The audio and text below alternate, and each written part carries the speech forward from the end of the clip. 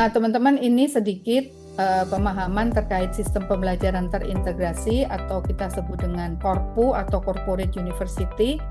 Di sini mungkin silakan poin-poin merah yang di bawah ini mungkin pointersnya yang perlu kita pahami, yaitu yang pertama menghubungkan pengembangan kompetensi dengan visi misi organisasi dan tujuan pembangunan nasional. Nah, kemudian pembelajaran melibatkan juga seluruh elemen organisasi tanpa membuat struktur baru.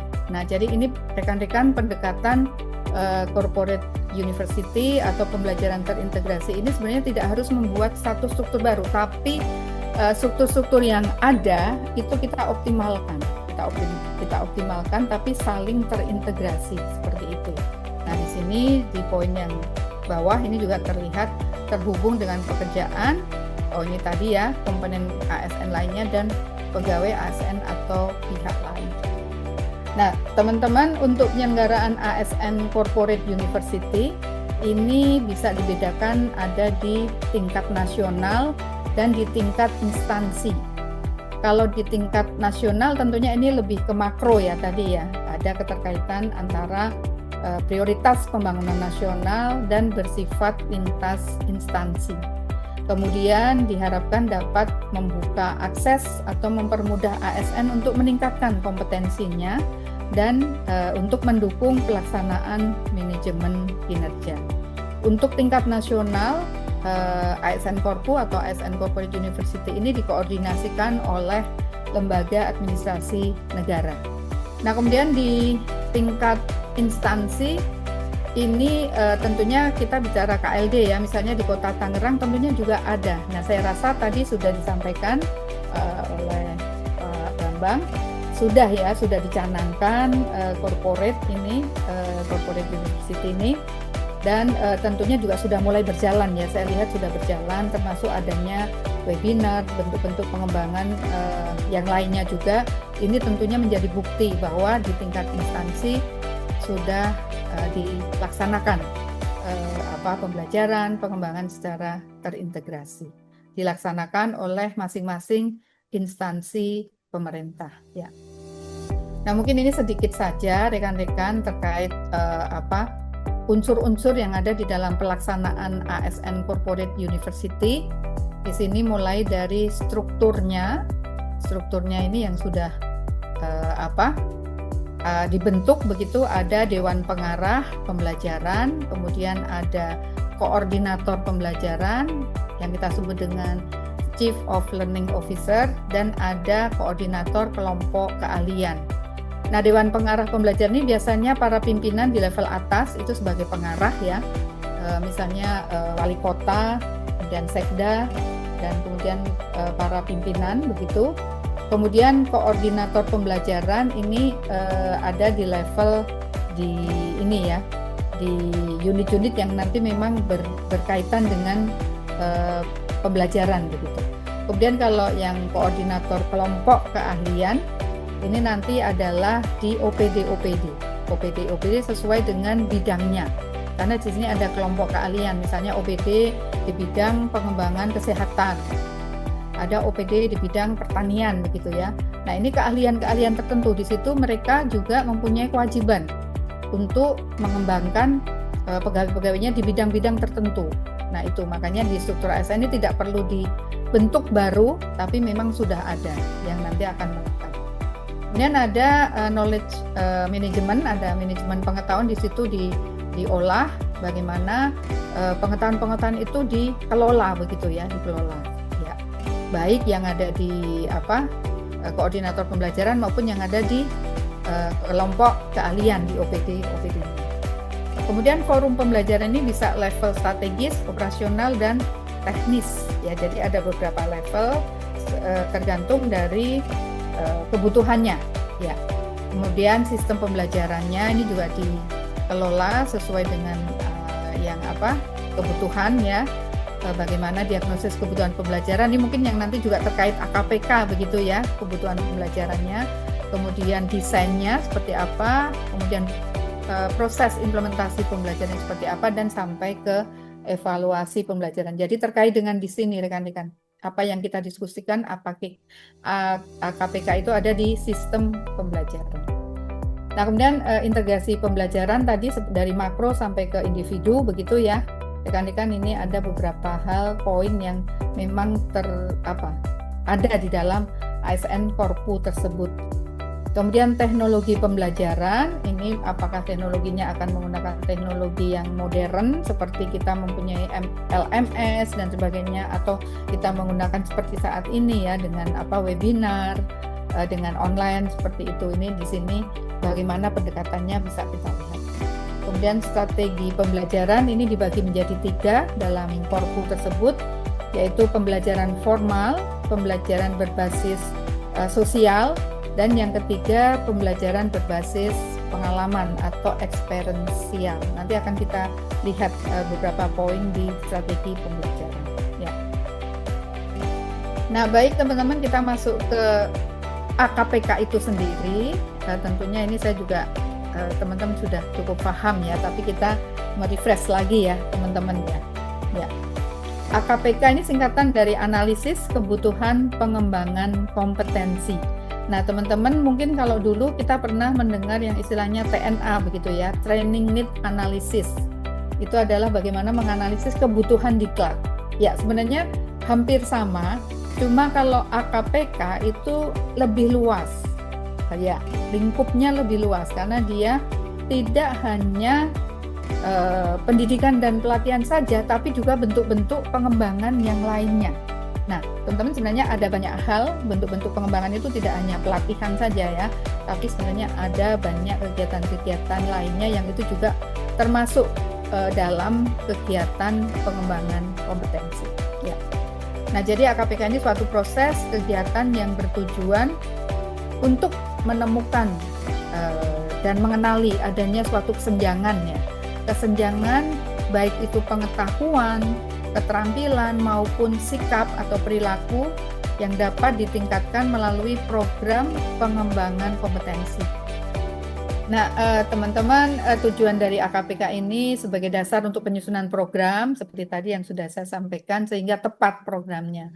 Kemudian pedoman dalam merancang bangun program pelatihan ini agar bangun program pelatihannya juga sesuai ya dengan apa yang need-nya tadi, pengetahuan tadi ya sudah dilakukan analisis tadi. Kemudian untuk menjadi acuan dalam menentukan prioritas program. Nah, apalagi seperti sekarang ya, ini kan efisiensi ya. Nah, ini harus dengan AKPK ini justru kita bisa menjawab, oke, ini mana yang prioritas.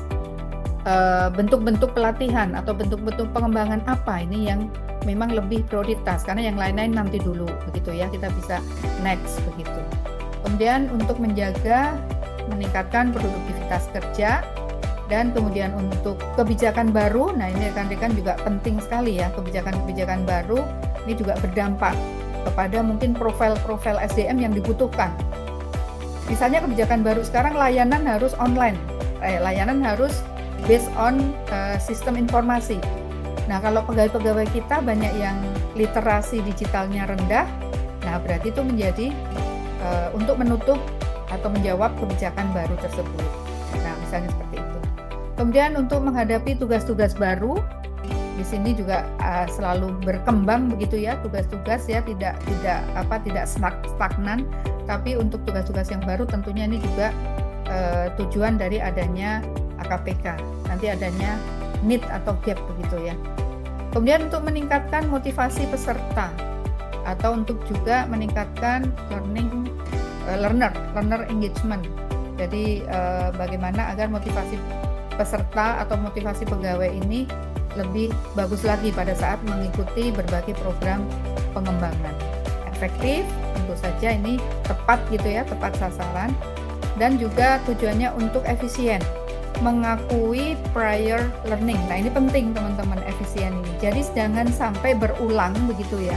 Jangan sampai berulang seseorang diberikan pengembangan-pengembangan yang sudah pernah dan ternyata memang tidak sesuai dengan need-nya, tapi prior learning apa-apa yang sudah ada dalam data dia pernah mengikuti proses learning itu tidak perlu diulang lagi. Nah, ini akhirnya diharapkan akan adanya efisien dari program pengembangan. Nah, kemudian untuk manfaatnya, ini tentunya teman-teman juga sudah paham ya, menjadi informasi yang akurat untuk dijadikan masukan untuk program ya tadi. Kemudian juga meningkatkan efisiensi dan efektivitas, juga sama tadi tujuan dan manfaatnya ya. Kemudian menghindari pemborosan ya, biaya-biaya yang tidak perlu. Kemudian juga memberikan justifikasi yang cocok atau baik untuk pengembangan maupun beberapa kegiatan begitu ya. Kemudian memudahkan dalam merancang suatu program. Jadi manfaatnya ini secara logika sudah terlihat begitu ya. Nah, ini jenis kebutuhan-kebutuhan yang akan kita lihat seperti itu ya. Jadi kan tadi analisis kebutuhan ya. Jadi kita bisa membedakan ada beberapa jenis kebutuhan yang akan kita analisis, yaitu terkait dengan pengembangan tadi. Misalnya pertama kebutuhan normatif atau normatif need. Ini misalnya sebagai syarat. Misalnya pelatihan manajerial ya teman-teman, mungkin banyak teman-teman yang sudah mengikuti pelatihan manajerial untuk bisa menjadi seorang pengawas atau menjadi administrator atau menjadi JPT Pratama atau bahkan naik sampai ke Madya, itu tentunya ada normatif need, syarat pelatihan-pelatihan apa saja yang syarat untuk dia dapat menduduki itu. Atau mungkin kalau sekarang kita lebih banyak fungsional, pejabat fungsional ya rekan-rekan. Sekarang banyak yang kita menangani banyak itu analis kebijakan ya. WI banyak, tapi mungkin lebih kalah dari analis kebijakan ya, karena analis kebijakan itu kemarin pada saat kebijakan pemerintah penyetaraan banyak yang masuk ke analis kebijakan. Nah, itu rekan-rekan harus mendapatkan pelatihan-pelatihan yang terkait dengan jabatan sebagai seorang analis kebijakan, karena ternyata banyak sekali berdasarkan pengalaman yang nggak paham tugas analis kebijakan itu apa begitu. Nah, itu makanya harus diberikan ada need normatif sebagai syarat untuk duduk di suatu jabatan. Ya. Yang kedua, kebutuhan yang dirasakan atau keinginan ya, ini sebenarnya lebih subjektif begitu ya. Keinginan, dia ingin mempunyai pengembangan kompetensi di bidang apa, misalnya seperti itu. Misalnya dia sebagai seorang peneliti mungkin ya, peneliti ya. Kalau menjadi seorang peneliti, saya ingin juga bisa menulis karya tulis ilmiah begitu ya, ingin begitu. Jadi dia juga itu bisa menjadi dasar untuk kebutuhan tadi. Kemudian kebutuhan-kebutuhan yang diekspresikan ini sebagai permintaan ya, permintaan. Misalnya ada permintaan dari pimpinan kegiatan-kegiatan apa yang dia harusnya bisa begitu. Ada beberapa staf yang harus ada kompetensi-kompetensi yang memang ini harus dimiliki oleh seorang pegawai. Kemudian juga kebutuhan terkait dengan komparatif atau comparative needs, ini sebagai bahan perbandingan dua kondisi atau lebih yang berbeda. Ya, misalnya kita bisa membandingkan profil pegawai-pegawai di satu unit dengan unit yang lain misalnya. Nah, di sini tentunya akan menimbulkan need begitu ya. Ya, kemudian untuk mengantisipasi atau future need ini tentunya sangat penting ya. Tadi selalu muncul begitu ya, kebutuhan-kebutuhan masa yang akan datang itu selalu bergerak, selalu muncul terkait dengan kebutuhan ini. Misalnya AI, ini kan satu need baru begitu ya.